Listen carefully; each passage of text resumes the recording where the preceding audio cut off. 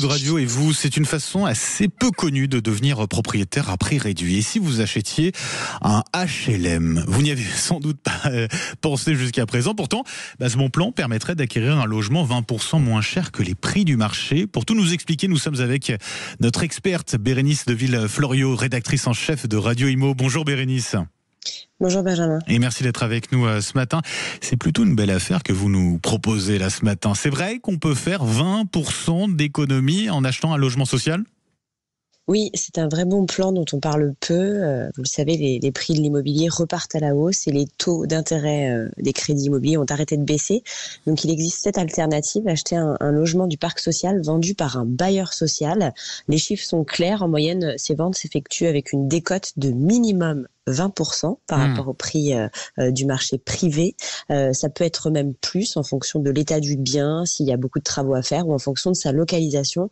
Après, il faut bien préciser que ce bien fera très certainement partie d'un ensemble de logements sociaux. D'accord. Et alors, qui peut en profiter précisément ? C'est uniquement réservé aux locataires de HLM ou pas ? Alors, ces logements sont d'abord proposés en priorité aux locataires HLM et aux gardiens du parc social du département.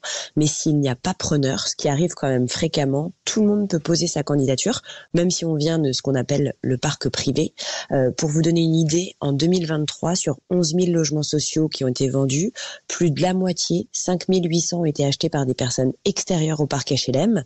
3 100 locataires ont acheté le logement social qu'ils occupaient et 1 800 logements, les 1 800 restants, ont été achetés par des locataires ou des gardiens d'immeubles qui habitaient un autre logement social.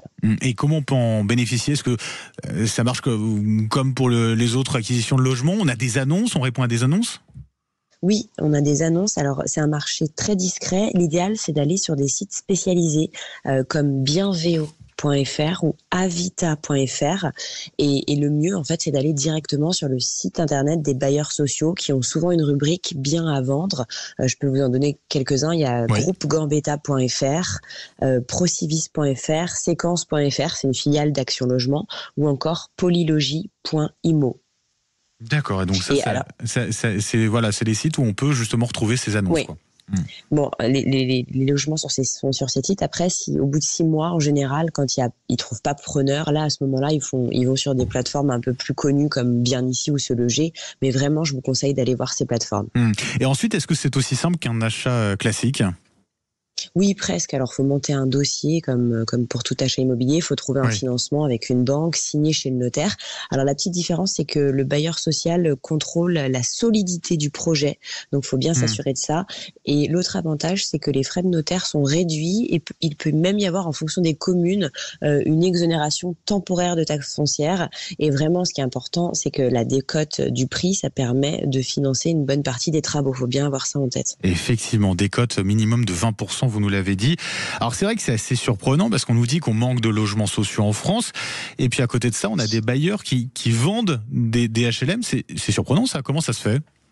Bon, on manque de logements partout, mais c'est vrai que certains bailleurs sociaux, chaque année, font le choix de vendre une petite partie de leur parc pour se refinancer. En fait, c'est pour avoir des fonds, parce que les bailleurs aussi manquent d'argent, donc de l'argent pour refinancer la construction de nouveaux logements ou la rénovation de certains logements pour qu'ils soient mieux isolés, plus performants sur le plan énergétique, parce qu'il y a des obligations légales. Et puis, il faut savoir qu'aujourd'hui, un logement sur 6 vendu à une personne physique l'est par un organisme HLM, et il y a 10 ans, il y a 5 ans, c'était seulement 1 sur 10 ou 1 sur 15. Un logement sur 6 vendu par un organisme HLM, c'est quand même assez impressionnant. Merci beaucoup Bérénice Deville-Fleuriot. Je rappelle, vous êtes rédactrice en chef de Radio Imo et on vous retrouve tous les samedis midi sur Sud Radio dans l'émission Parlons Imo avec Sylvain Lévy-Valency. Merci beaucoup Bérénice et très bonne journée. Merci Benjamin, au revoir.